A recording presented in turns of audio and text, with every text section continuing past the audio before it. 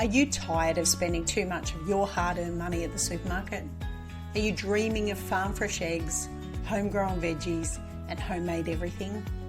Well, welcome to Ditch the Store, where we break free from supermarket dependence and take back control of our food and household essentials. I'm CJ, and I'm here to show you that life is too short for store-bought eggs. So let's get started. G'day everyone, and welcome to another episode of Ditch the Store. Episode 137. CJ here on her own. Handy helper is at work as I'm batching up a whole bunch of episodes. And we are talking about how to milk a goat. Now, I know this is going to be a bit weird talking about it on a podcast. Obviously, having a YouTube clip of it would be better, and I certainly am working on that. There's no point in me trying to video Miss Poppy, who is my only current milker at the moment. She doesn't like being in the milking stand, and we've taken a long time to get her to the point where I can even get milk out of her. We've been working on her for a while, but at the moment, videoing her would probably horrify most people. I will video it so I can show you how it is milking a goat who does not want to be milked.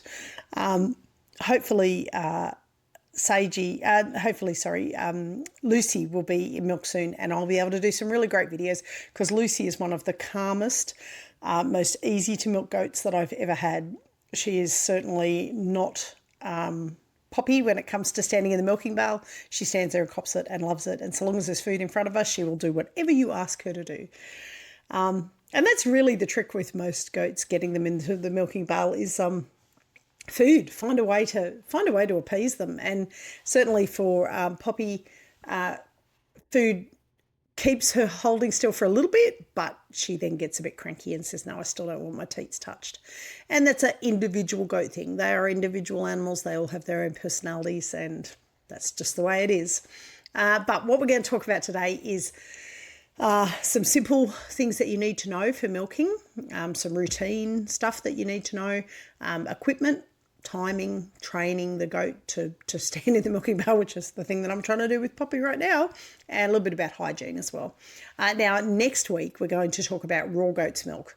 And I'm a big advocate for people drinking raw milk under certain circumstances. I know some people really freak out about it, and it kind of strikes me as odd. I drank raw milk probably for a good 10 years growing up as a kid, and my kids have drunk raw milk on and off for the last 7-8 years without a problem. We've never had a problem. So I don't know whether we're just amazingly doing something right, or maybe it's just not quite as big and scary as what people think it is. Anyway, that's for next week. So what do we do to milk a goat? You've got your first goat. She's had her kids. The kids are doing great. They're drinking regularly. They've got all their colostrum in. Mum's got a full udder. You've hopefully not had any dramas, and the kids have done everything they're supposed to. Mum's healthy and doing what she's supposed to. And now, where do you go from here? So, about a week after they kid, I try and get them into the milking pail. And the way to do that is to keep the kids off them for a set period of time. Now, I like to wait till at least a week after they've had them. And then I will put the kids into a safe, confined space overnight.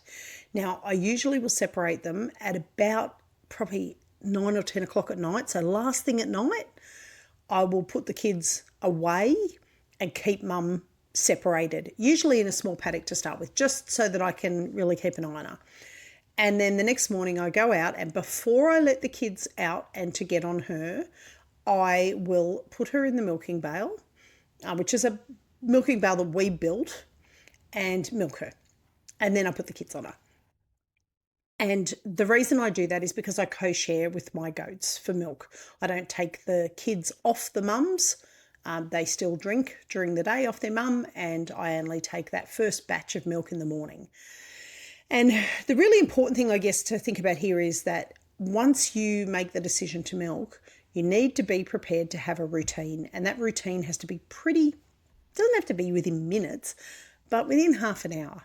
So if you're milking every morning at 5 o'clock, you're milking every morning at 5 o'clock. If you're milking every morning at 6 o'clock, well, you're milking every morning at 6 o'clock. Don't milk one morning at 5 and the next morning at 8 and then the next morning at 6. It won't work. They need routine. They're like all livestock. They love routine. People think they don't. It's like kids. When people say they don't have routines for bedtimes with their kids, I'm like, are you shitting me? My kids, some people will probably say I run this place like an army camp, but my kids know when it's bedtime. They know what their routine is before bedtime. They brush their teeth. They get their drink of water if they want it, because, guarantee as soon as they get to bed, they get thirsty. Brush their teeth, get changed, make sure everything's switched off. Their phones are up, on the charger, and they go to bed and go to sleep. And it's at the same time every night, apart from one night of the week where we have a very late night home, thanks to Air Cadets, which my son does. But routines are good. Routines help people function.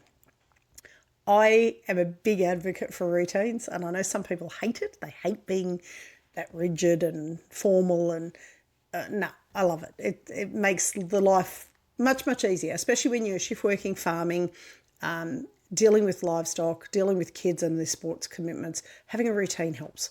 So, when to start milking? Do not try and do it before the 2 to 3 day mark. I would always say let them have at least a week unlimited with mum. Sorry, little sip of tea. Leave them with mum for a week to make sure they really bond with her. They get a really good, strong feeding pattern going. And then once that's done, first night, I would say put them away about 10 o'clock at night. Next morning, get up, milk mum, and then let them go with mum for the rest of the day. The next night, put them away just a fraction earlier, 9 o'clock. The next night, 8 o'clock. The next night, 7 o'clock, until you get to your 6 o'clock put away. Once you get to your 6 o'clock put away, then it's 6 o'clock in, 6 o'clock out, or 5 o'clock in, 5 o'clock out. 12 hours is what you want, essentially, between goats feeding off mum and you milking mum. That's the way that I've always done it, and it works absolutely beautifully for us. So, hand milking, I'm only talking about hand milking. You can buy machines to milk with, and if you are buying a milking machine for goats, please just make sure that it is, and there's 2 different kinds of milking machines you can get, but make sure it's the kind that is actually functional for goats. Some of them, the cheaper, I hate to say it, Chinese ones, are not as good quality, but also too, they have a different pulse action, and they can actually damage the teat of the goat. And it can get to the point where you can't even milk the goat or breed the goat, which is not ideal. It's a waste of a goat, and you don't want to put her through that kind of pain. So make sure that the suction system is one that will work for goats' teats. For hand milking, which is what I do, and I've had up to 3 goats milking at any one time, and I hand milk them, and it really doesn't take that long once you get into a pattern with it.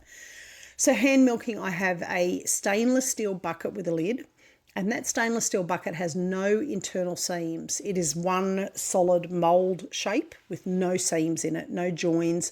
The only join in it anywhere is the handle is bolted through it, but the handle is right up the top of the bucket, and I've never to date filled the bucket. So it's a 5 litre bucket, and I'm getting 3 goats milked. So until I get to the 5 goats getting milked, I'm never going to fill that bucket. And it's got a lid on it, so I can put the lid on before I bring it back down. That way I don't have to worry about yuckies getting in there. Now I do have a bucket that doesn't have a lid, and I've just got a silicone, one of those stretchy silicone bowl covers, and I use that. And because it's so stretchy, it clings around the side of it and it stops anything getting into it, which works really well too. But stainless steel is ideal, and just make sure that it doesn't have seams in it.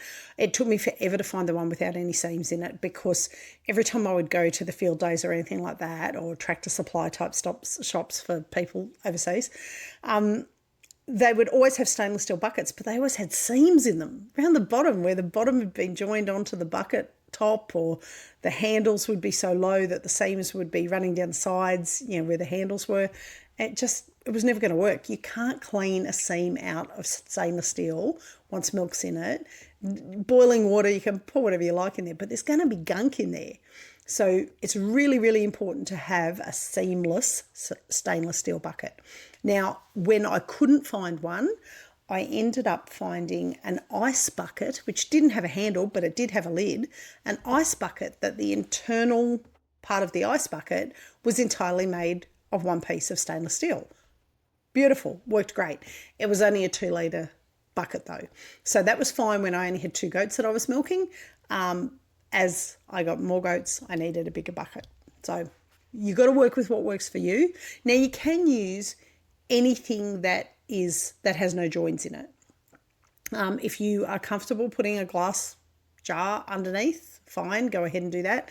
At the moment for Poppy, because I'm only milking one teat out where the kids aren't drinking, I've been using a thermos flask that has a lid on it, and I go out and just milk into that and then put the lid on it so that I don't get any crud in it.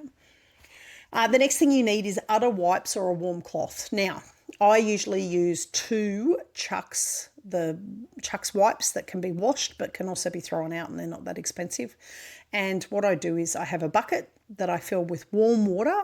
I do not use sterilising agents. And I'll talk about in a sec about teat dips, but I don't use anything other than warm water. My girls are not kept in muddy conditions. They're not kept in cruddy conditions because the kids are away from them all night. The udders are quite dry and clean by the time I get to them. So all I do is use warm water to wash any dust or dirt off the outside of the teat and udder area. And I wash the whole udder area and both teats. If you don't wash the whole udder area, you can be halfway through milking and have a crusty bit of dirt drop off the back of the udder and land in your milking bucket. So it's easier to wash the whole lot. Now, once I've washed it all, I then take my second cloth and wipe the excess water off because I don't want dirty water dripping into my milk bucket, and I have had that happen. So wipe it down with the Chucks just to get the excess moisture off the outside so you've got nothing dripping in.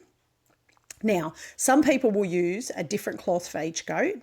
I tend to use one side of a cloth and then flip it over and use the other side of the cloth for a different goat. My girls are all running together. Anything that one of them has, all of them have. That being said, you still, if you've got one that's got any kind of issue with the udder, you probably want to use a separate cloth for them because it will transfer through. It's a biohazard and it will transfer to another goat. But then just dry off the udder. It doesn't have to be bone dry. It just has to be not dripping. Dry it all off. And some people swear by a teat dip. Now, I did use one in the beginning and I don't now because it's just another layer of work for me. But teat dips are, you get a little cup that you can fill and you dip the teat literally into the cup filled with the solution. Now, some people do it at the beginning of milking, like they'll wash it off and use the teat dip to wash the teat.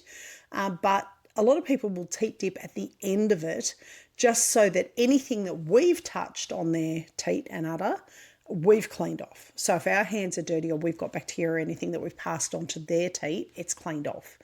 And most commercial teat dips are made with an iodine and hydrogen peroxide solution.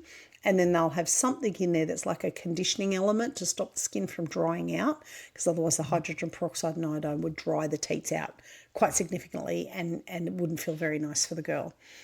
I have used at home a Milton solution, which Milton is what they sell here in Australia for cleaning human baby bottles. It's a chlorine bleach solution. And it is quite strong. You have to make sure that you rinse it off. If you're using it, you have to make sure you've got water to rinse it off because it again will dry out the teat. So you can make up teat balm, and I might even try and post an old recipe that I had. I had a tub of teat balm that I used to use on the girls when they were just new to milking. And I probably need to make some up for Poppy because her teats are a little bit sore at the moment, I think. And it's basically coconut oil, almond oil, shea butter, and you make it up into a paste and just put it on their teat. And the babies can get it in their mouth and it won't hurt, but at the same time it conditions their teat and makes it feel a bit better. So you can use a teat dip. And then you need a milking stand or a stable spot that you can lock your goat in. Now, this is a really important bit. You see people free ranging and milking their goats out in a paddock or milking their cow out in a paddock, and that's awesome. But to start with, most goats won't stand still.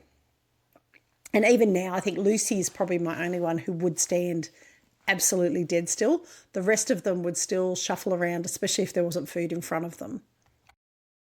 So you need to be able to lock their head into something. So where they've got their head through and you can close it over around their neck, not hurting their neck or strangling them or anything, but it just locks them in. If they're a horned goat, it works as an added benefit in that it keeps their horns in the one place and they can't pull back out of it if they're locked in. And you do need to lock them in. Don't think that they won't push against it and open it, because they absolutely will. And I find that that's the time that I give them their lactating goat pellets. It's like encouragement for being in the milking stand. They get their milk pellets. We've got a little shelf. I'll post a photo. We've got a little shelf that we can put an ice cream tub into, and they stand there and eat their food while I've got them locked in the milking bowl. Now, because the handy helper works shift work and he can't always be there to help me and hold a leg, and it is easier to do with two people if you've got somebody who can hold one of the legs, just to stop them from knocking the bucket over so you can use both hands. He put in leg ropes for me onto our milking bowl. So there's two straps where I can lock the girls' legs in and tighten them and pull them back so that the girls' legs are not able to be kicked forward enough to kick the bucket. Poppy, we haven't even put Poppy's legs in there yet because she's throwing herself around so much. So at the moment, the handy helper's just holding her. But we'll get to a point where we have to do that because she's still not going to be, I don't think she'll be a tame milker for at least a year. Like, I think we'll always have to monitor her with the milking. But I'm lucky because the handy helper comes and helps me. The only times he can't help me is when he's on night shift, and that'll be an interesting experience for me because he doesn't get home until after I've milked. But you want a stable milking platform, so it should be solid.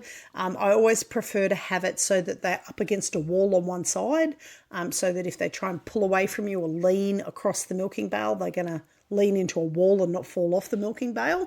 At the moment, Poppy's one's out in the middle of the paddock, in her paddock that she's in, and she does lean away, which makes it a little bit difficult. So leg straps are really good for those fussy milkers or first-time milkers who can be a bit off.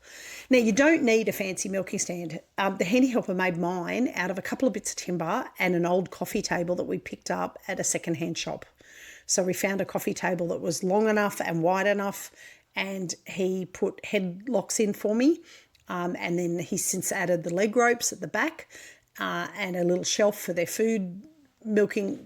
We use an old ice cream container for their milk bucket, for their food buckets, and it's got space for that to put in, and it works really well. So I'll post photos. So if you're not on the social medias following us, make sure you jump on the social medias and follow us because I'll post a photo of what he made, and it actually works really well for us. Now, training a goat to be milked, which is what I'm going through with Poppy at the moment. And look, some goats are, different personalities, different goats. Some goats will get up on that milking bowl the first time and they will stand there, and as long as there is food in front of them. And Charlotte from last year was a first-time milker who was a little bit edgy, but if there was food in front of her and enough food to keep her interested while I milked, she did not go anywhere. She couldn't care less what I was doing to her udder, so long as there was food in front of her. Hazel and Lucy are really good. If they run out of food, they just still stand there. They know that I'm probably not far off finished, and they'll just stand there. They get a bit edgy and kind of look around at you like, come on, I'm done with my food. But always take a bit of extra food with you so that you can top it up if you're not quite finished, because, when you first start out, it does take a little bit longer. So put more food in rather than less food. And that way, as soon as you're finished, you can remove the food. So you don't need to keep feeding them pellets once you've finished milking. It should be that you use the food as a treat to, you're standing in the milking bowl. If you're standing there calmly and letting me milk you, then you're getting pellets. As soon as you're out of the milking bowl, you don't get pellets. The pellets are only for the milking bowl. It's a really good reward system for goats because they are very food orientated. They're like Labradors. They'll do certain things for food. They'll stand still for food. The other thing is be very gentle with your handling of them. The handy helper sometimes can get a bit frustrated and kind of, not raise his voice, but a little bit more animated when the goats are playing up. And goats really feed on that. They're like all livestock, anybody that's dealt with horses, it would be a good comparison as far as handling horses. If you're not calm and you're not respectful and keeping it nice and quiet and nice and, this is what we're doing, and whether you like it or not, this is what's happening. If you're not like that with them, they get edgy. Goats don't like raised voices. They don't like manhandling. So food bribery is your best option, and then a nice calm tone, and try and keep yourself calm, because when you first start milking, it can be a little bit tricky. And if you've got one that doesn't like being milked, you really have to kind of take it down a notch and go, no, it's okay. I'm going to stay calm. I'm not going to lose my shit with her. I'm just going to be quiet, respectful, and just keep praising when they're doing the right thing. And if they're not doing the right thing, correct them and start again. It is a good idea before they kid to start getting them into that milking bowl if you can. And we didn't do it enough with Poppy, and it's now showing and it's causing us issues. But having them in the milking bowl is really good for other things. It's great for being able to give vaccinations safely because they can't move away. If you have to give medications, that's a good place to have them because you can use both hands and know that they're locked into where they are. Hoof trims. Giving them some food and keeping them still while you're doing hoof trims. Some goats don't mind a hoof trim, some hate them. And I find that having them in the milking bowl is fantastic for it. I shear my Angoras in the milking bowl. I put them up in the milking bowl and shear their whole body and then get them out just to do their belly and their head. So it works. A little bit of food too. Angoras are very food driven as well. Now, if they do kick up a stink and they dance around and they kick and they don't want to drop to the ground, all that kind of stuff, just stay really calm. Just keep talking to them. Try and encourage them to stand up and keep going. Do not give up. It will get better with time. It is a time factor to get them to the point where they're standing there easily. And when you see these, I love it, the curated Instagram pictures of somebody milking a cow or a goat in a paddock, just know that that cow or goat has probably been milked for 5 years and knows that milker, and they've been doing that for some time. That's not the first time that they're out there milking it in the middle of the paddock. It just doesn't happen like that. A lot of goats will be very calm in the milking bowl when there's food there. Like I say, Charlotte, first time milker last year, was fine. But then we've got Poppy this year, who's a first-time milker and definitely not fine. So leg strap if you need to help keep them still so they're not kicking the bucket, and keep milking. Don't give up. Just keep doing it. Keep talking to them. Have somebody there to help hold them so that you can try and hold them still so that they're not hurting themselves. That's the main thing, so long as they don't hurt themselves. Talk calmly. I've found sometimes having a radio playing in the background. Certainly Lucy, her first year, she was a little bit, she kicked the bucket a little bit. She wouldn't dance and prance and carry on. She'd just move her feet. But having a radio playing in the background seemed to calm her right down, and she got a lot better. Now, you will get some that will just drop to the ground. Like literally, they'll be in the milking bowl. They don't care that it's hurting their neck. They'll just try and drop their belly on the floor of the milking bowl. If they do that, a hot tip for that is get a bale of hay. And this is commitment. You've got to stick with it. You've got to keep going with them. Get a bale of hay. When you get her up into the milking bowl, stick the bale of hay under her belly at the front so that you can still access her teats. If you have to, you can milk from behind. You don't have to milk sitting side on. You can milk from behind. But put the bale of hay under her belly, and when she goes to drop, she won't go anywhere. That's worst case scenario. I've never had one that bad yet, but it's certainly it's something that I learned when I did my goat AI course for artificial insemination. Some goats will try and drop when you start doing things to their back end. Also too, it does promote them into a better position for their uterus and everything. So for AI, it's got two purposes, but for milking, it works great if you've got one that's just going to throw herself on the ground. As I said, be consistent, don't give up. You need to do it every day, and every day have the same routine, nice and calm, legs locked in, a person they're helping to hold, and tell the person just for them to stay calm as well. Goats can feel it when we're upset, when we're tense. So if they're staying nice and calm and holding them, then that's going to be perfect for you. If you can have two people there, that would be awesome. Like if I can get my kids to come and stand at the front of their head and talk to them, and if they like a scratch under the chin, don't do anything they don't like because that'll just aggravate it. But anything they do like, you can do, and just keep going. Because it could take weeks, it could even take months, but you will get there eventually where they are no problem at all. And the next year when you breed them again, they will calm down. So the actual milking process. Clean hands, clean udder. That's what I start with. Now, I always wash my hands before I go up to the milking stall, to the shed that we've got. But your hands end up wet and covered in milk anyway. So I always have a bucket with me, another little bucket that I carry up that's for washing udders, but also for washing my hands. It's okay to wash your hands in the same water that you wash the udders in. At the end of the day, you're touching the udders anyway. If you have a problem dough, don't try and be perfect the first time, okay? Just know that the first lot of milk that you'll get may have dirt in it, it may have hairs in it, all the rest of it, and that's normal. If you're dealing with just getting her to the point where you can milk her, don't worry about milk collection at this point. Collect the milk, but you may have to feed it to the dogs. It might have dirt in it. It might not be suitable for human consumption, and that's fine. You're still one step further than you were yesterday. So clean hands, clean udder. Now, I always discard about 3 squirts of milk. So I will just shoot 3 squirts of milk onto the ground away from the milking bale. Because they sometimes have a little bit of a plug in their teat of dirt. So 3 good squirts will usually clear any dirt out of the teat, and you don't want that in your bucket, you want that somewhere else. So 3 good squirts out to the side from each teat, and then you can commence milking. Now, don't worry if hair goes in there, okay? You will, unless you're shaving their udder, and I do that with my hairier girls. I haven't tried to do it with Poppy because she's already touchy about her udder anyway, but I probably will shave it eventually. You can shave their udder to stop long hairs getting in, but honestly, you're filtering the milk when you bring it down into the house anyway, so don't stress about hairs getting in there. Don't stress if a little bit of straw lands in there or something like that. As I say, you're straining it all off anyway. So start milking into your bucket. Now, if you can do both hands at the same time, it's going to be much quicker.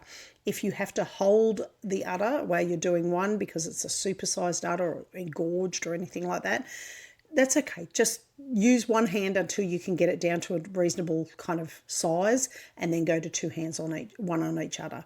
You want to be squeezing it into the milk bucket, and this will be really hard to describe verbally instead of watching it, but if you can imagine putting your pointer finger and your thumb around the top of the teat, and then one at a time bringing each of your fingers in so that you are squeezing from the top of the teat closest to the udder all the way down to the bottom of the teat where the milk is coming out. And you keep doing that. So your fingers are coming down in a concertina fashion around the teat to push the milk out.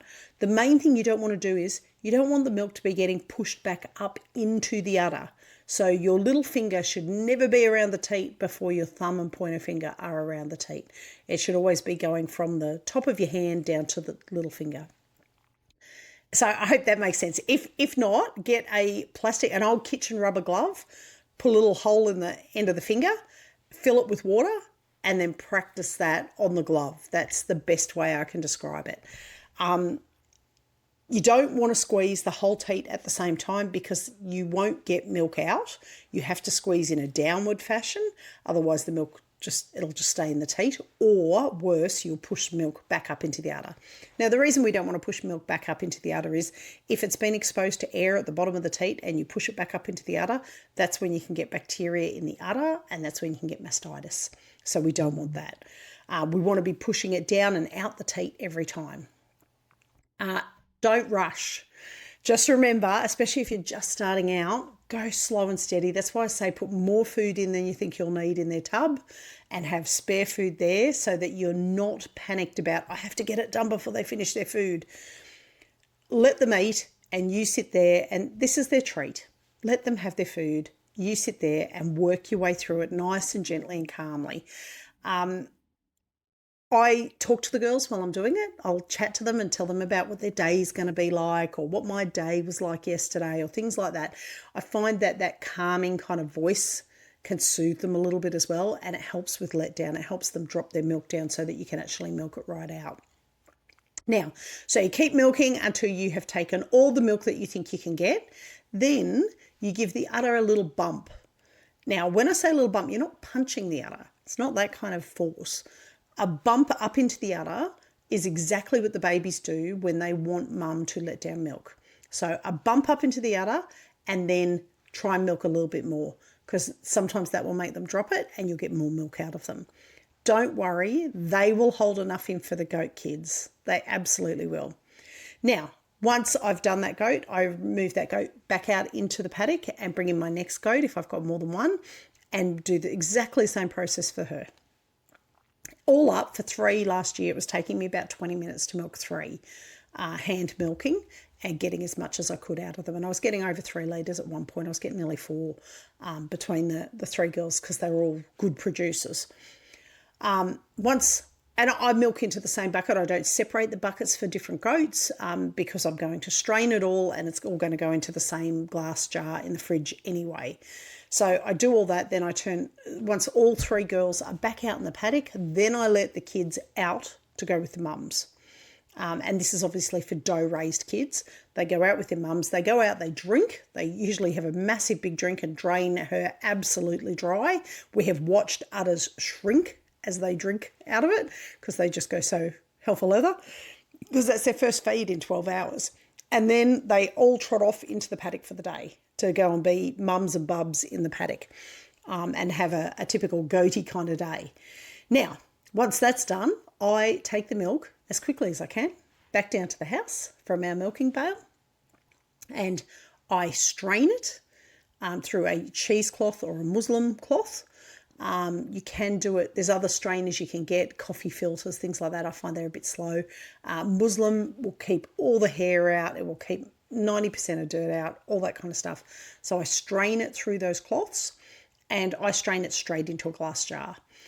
All goes into a glass jar. It usually fills 3 glass jars, and I write on the top of them, they've got their IKEA glass jars I've got. They're 1 litre ones. They're really good. And they have lids on them that are either glass or rubber black plastic, like a black rubber. And I write on the top of them with a white chalkboard marker to say what date I milked. And if it's AM and PM, if I'm doing 2 milkings, then I put AM or PM next to it. And that goes straight into the fridge.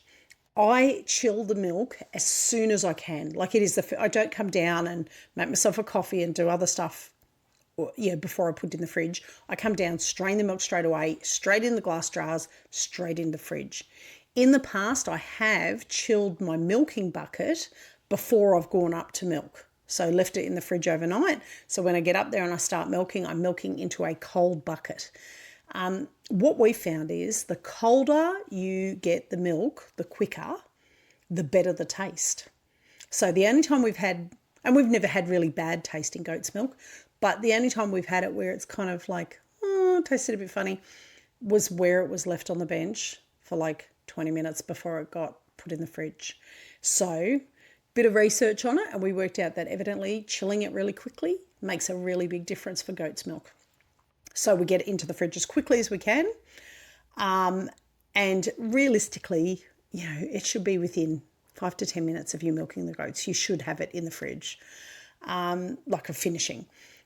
So maybe it's, been sitting in the bucket for 20 minutes. If you've started with a cold bucket to start with, it's going to be better off. And once it's in the fridge, drink as needed. Warm milk, I'm not a fan of drinking warm milk. I've put warm cow's milk into a cup of coffee before. When I used to milk them, I would go up and before I'd start milking, after I cleaned the teat out, I would squirt a couple of squirts into my coffee and make myself a cappuccino. But we have so much milk during the milking season normally that I have a second fridge that I use for storing it, and we just put the one that we're drinking from into our normal standard fridge, and the rest of them are sitting in the second fridge. Now, how often should you milk? Well, it depends. If your kids are on the mum, then once a day in the morning is fine. Locking the kids away overnight and getting her out and milking her that morning, that is more than fine. If you don't have kids on her, you need to milk twice a day, and it should realistically be 12 hours apart. So if you milk at 5 o'clock in the morning, you should milk at 5 o'clock in the afternoon. If you're milking at 6 o'clock in the morning, 6 o'clock in the afternoon, so forth. Doing it at weird times, doing it 10 hours apart, or, doing it at 6 o'clock one day and then 5 o'clock the next day, it's going to make it hard for her to have a consistent milk supply. Milk is a supply and demand thing. They will only produce as much milk as is needed for the amount of milk that's being taken off them. So the more you take off them, the more they will produce. And that goes true for if you're trying to increase milk production as well, then you should always milk and milk and milk out as much as you can. The more you take off her, the more she will produce the next day. That being said, if she's not getting enough nutrition, she's never going to produce more. So you have to make sure the nutrition is up there. But if you're feeding lactating goat pellets while you're milking, if she's there for 5 minutes while you're milking, then you're absolutely going to have enough milk coming out of it, like enough nutrition going in to get enough milk out of her. Routine is really important for goats. They'll know. If me and the handy helper have slept in before, like around the Christmas kind of period when you've had a few drinks the night before with family, and we've walked up there at like 6 or 7 o'clock in the morning when we normally milk at 5 o'clock, and they are all standing at the gate staring at you, bleating like, what the fuck? Like, what do you call this time? Like, we've been waiting for an hour and you haven't been here. So they get into a real routine with it, and it's better to keep that routine going if you want a constant milk supply.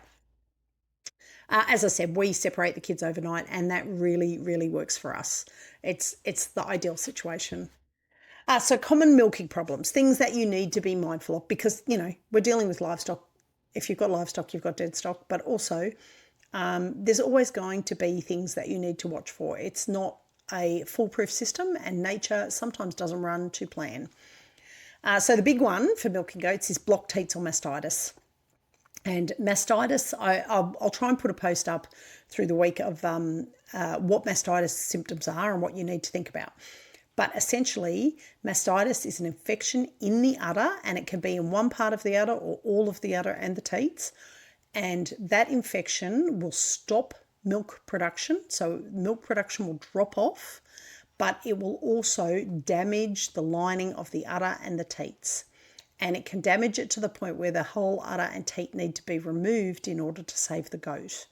Now, obviously, that would only be done with very high-level goats that have a breeding capability that, you could still take eggs from.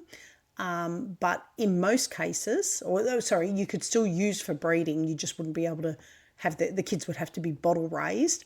And certainly our only bout of mastitis that we ever had was Alice. That was a few years back now.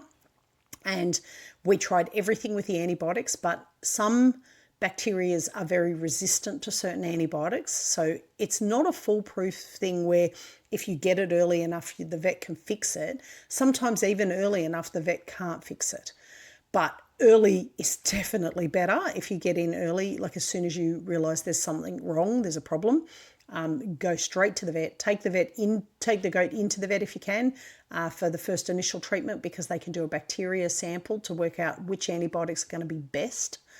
But you will have to keep milking the goat, even though what you may be getting out of that udder will be pus and blood. And that is really distressing. And I've only had to do it once, like over the space of 4 days, and it was horrific. It was the worst thing I've ever seen. And I've seen some pretty manky stuff with goats, let me tell you. But mastitis was horrible. And the udder goes hard and hot. The kids will be complaining because they're hungry because they're not getting milk. If you try and milk her, you will realise that you're not getting milk. And in our case, it happened 2 days after she kidded. So I was not milking her at that point. And when I realised there was heat coming out of the udder, I tried to milk, and it was clumpy milk, like clotted milk. And then by the next day, it was pussy milk, which was not good. And we'd already started treatment. So please don't use home remedies when it comes to mastitis. Please treat it as the serious bacterial infection that it is, and go to your vet to get antibiotics and to get the treatments for mastitis. Lots of people have brought goats back from mastitis. Like I say, we've only ever had the one bout, and unfortunately it was a serious, like a really, really bad infection. And we caught it within 24 hours of her showing signs of mastitis. I had the injections going into her. But sometimes you just can't beat it. The home remedies that you will see people suggest and advertise, they may work, but it's hit and miss. And if you really care about your goats, I would say mastitis is one of those ones where you do not fuck around with it. Just get the vet help. Don't try and do home remedies. They can have block teats, and block teats is not the same as mastitis. And if it's not mastitis, then there's lots of home remedies that you can do. And stripping milk out is the best thing. Now, the kids can strip the milk out much better than you can. So if you can get a kid to get on that teat and be suckling on that teat, they will draw anything out. They can draw out mastitis, they can draw out block teats, and it won't hurt them. It's not going to hurt the kid to drink that milk. It will hurt the kid to drink the milk if it's really, really pussy and got blood and things like that in it. So once the mastitis gets hold and takes hold to that point, you do have to dump the milk and feed the kids something else. But if you can get it early and get the antibiotics in, the kids can still be the ones stripping the milk out of her. If you don't have kids on her, then you need to strip the milk out of her. And like I say, I had to do that and it was fairly unpleasant in the end. So you really want to jump in before it gets to that. But heat, hardness, and milk not coming out of the teat is the three things you need to watch for. There's lots of other things, but those are the three ones that are a pretty dead giveaway. Now, an incomplete letdown, so where they're not dropping all of their milk out when you're milking them. You get like half a litre or something and you think, no, their udder still looks really full. That is where we do our udder massage or bump. So not punch, but a bump into the udder. And it's similar, if you've watched goats in the paddock bump their mum's udder, that's them letting their mum know that they want more milk and it's not coming down quick enough for them or not enough for them. So that's how they do it, and that's the kind of thing that we want to mimic in order to get them to let down their milk more. And sometimes you just have to be really persistent with them and keep trying to milk. That being said, you don't want to be milking and having nothing come out and be squeezing their teat, because you can damage the teat. You can damage the little fibres on the inside of the teat. Fidgety goats, we discussed already. That's the big one. And that'll be the hardest bit for most people, is that some goats will fidget. You just need to be consistent, firm, keep them strapped in, keep milking until you're done, and keep encouraging. Positive reinforcement and having a human there to help you also helps. Off tasting milk. We've only once had a real issue, and that was the buck was running with them and I was still milking them and I didn't even think about it. But the buck scent was going on to the girls when they were going over to him, and so for a couple of days we had slightly tangy milk that I ended up feeding to the dogs. But food can affect it, so if they're eating different kinds of foods that aren't really agreeing with their stomach, that can impact their milk flavour. Hormonal changes when they're going through their heat cycle, sometimes their milk can be a bit off, as in a bit low quantity, as well as a bit low quality. And running with bucks, the scent of the buck will go through to the girls. So that's why even if you have a buck on your farm, don't run your buck with your does all the time. They can be very aggressive towards kids as well during the kidding season, because the tail end of the kidding season, of course, is the rutting season, and that's when they want to breed with the does. And if the kids are in the way, they'll just headbutt them out the way. Goats are not gentle animals. But those are the kinds of things that you have to worry about with milk tasting a bit funny. So if that's happening, change your diet up a bit. Good quality lucerne hay or alfalfa hay, good quality lactating pellets, lots of fresh water. You can feed apple cider vinegar in water to help kind of flush a goat's system out, which can help sometimes. But if it's a hormonal cycle, they're only going to go through their heat cycle for 3 or 4 days and then it'll drop off again. And when it drops off again, the milk will go back to normal. So just feed it to the dogs or chickens or anything else. Oh, excuse me. Anything else you've got that chickens love milk. Our chickens drink milk without a problem. So the only other thing I would say is I do have a goat keeping journal that I sell on Kindle on Amazon. And I would definitely encourage you to keep a journal with dates, volumes, things like that when you're first starting out. I kind of have a running total in my head through the season, but this year I'm definitely going to try and keep all of the records of our milkings so that I can see exactly what we're getting. In the past, I've written it down on a spreadsheet, but yeah, it's hard to it's easier when you've got just a book that you can come in and where you strain your milk, measure it all out, and then quickly jot it down in the book. So that will be available, and I'll put a link in the show notes for that, but you can get it on Amazon, or anything, any kind of written documentation. You can do up your own spreadsheet if you really don't want to buy a book. Do up a spreadsheet and have the amounts listed from each goat on which day, so you know roughly what you're getting from them. Now, the other thing is practice makes perfect.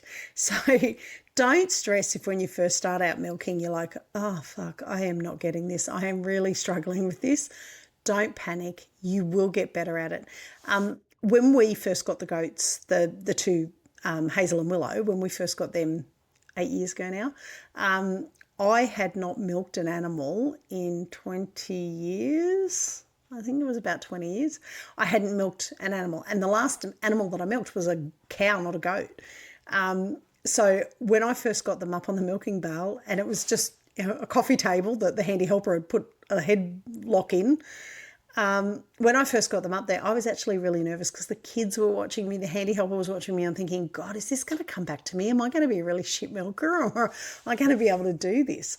Anyway, I would say within a week of starting milking, I was fine. I had super sore hands. If you haven't milked before, get some tennis balls in the week leading up to when you have to milk, and just do some squeezes with some tennis balls. Your hands get really sore really quickly, so be prepared for that. But by the end of the week, your hands will be fine. They'll be used to it, and you'll be cracking it out in no time. So don't stress if you feel like a real Gumby at it to start with. It will improve. You will get better. You just have to be consistent and keep doing it. And I think that is it for this week. So done. If you're thinking about getting milking goats, keep an eye on the socials, because once I get Poppy to calm down, or if she never calms down, once Lucy has her kids and starts milking, I will post some videos of me milking the goats so that you can see what the process actually looks like. So keep an eye on the socials. Make sure you're following us so you see the videos when they come up. But otherwise, have an awesome week, and I will talk to you all again next week. Bye for now. Well, that's it for today's episode of Ditch the Store. If you're loving the journey to self-sufficiency, be sure to subscribe. You can also leave a review for us, or share this episode with a friend who's ready to break up with their supermarket. If you've got questions or success stories, we'd love to hear about them on the socials. You can also find me at www.mojohomestead.net. Until next time, keep raising, growing and making. And remember, life's too short for store-bought eggs.